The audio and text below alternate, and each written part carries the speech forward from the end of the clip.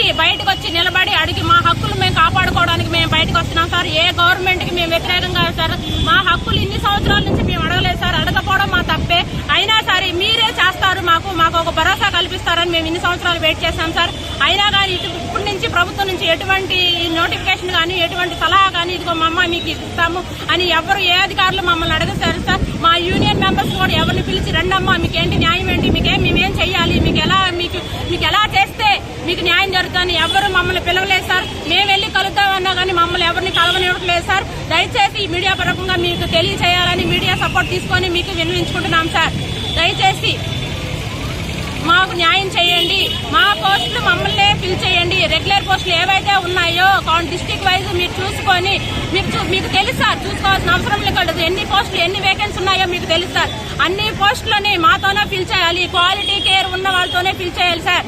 మీరు న్యాయం చేయాలని ఆశిస్తున్నాం సార్. దయచేసి మా యందు దృష్టి పెట్టి ఇప్పుడు మేము ఉన్న 10 సంవత్సరాల నుంచి కాంట్రాక్ట్ బేస్ లో వర్క్ చేసింది సార్. మాకే న్యాయం జరగలేదు. ఇంకా సంవత్సరం కొన్ని వేల మంది స్టడీ సర్టిఫికెట్లు పట్టుకొని రిజిస్ట్రేషన్ ఆర్ఎన్ పట్టుకొని వస్తున్నారు సార్.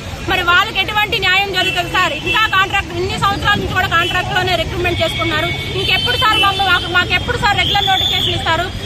ఎప్పుడు సార్ మమ్మల్ని రెగ్యులరైజ్ చేస్తారు? ఇన్ని సంవత్సరాల నుంచి మేము కష్టపడుతూనే ఉన్నాం, మేము బాధపడుతూనే ఉన్నాం సార్. మా బాధను ఎప్పుడు మేము వ్యక్తపరచలేదు సార్. ఇప్పటి నుంచి వ్యక్తపరుస్తాం సార్. ఇక నుంచి మేము తిరుగుతాం సార్. ఇక నుంచి మా హక్కుల్ని మేము సాధించే వరకు ఇక నుంచి ఫైట్ చేస్తూనే ఉంటాం సార్. కాంట్రాక్ట్ వ్యవస్థని రద్దు చేసే వరకు, కాంట్రాక్ట్ వ్యవస్థను తీసేసి రెగ్యులర్ నోటిఫికేషన్ ఎవరికైతే అన్ని డిపార్ట్మెంట్ వైజ్ గా రెగ్యులర్ నోటిఫికేషన్ ఇస్తున్నారు సార్. ఒక నర్సింగ్ వ్యవస్థకు మాత్రమే కాంట్రాక్ట్ బేసిస్ అనేది ఒక వర్డ్ యూజ్ చేసేసి ఉన్న పోస్ట్ లో మమ్మల్ని కాంట్రాక్ట్ బేస్ లో తీసుకున్నారు సార్. తక్కువ జీతాలతో వర్క్ చేస్తాను. ఏ పిఎఫ్ హెల్త్ కార్డ్స్ ఏ ఇష్యూస్ మాకు లేదు సార్.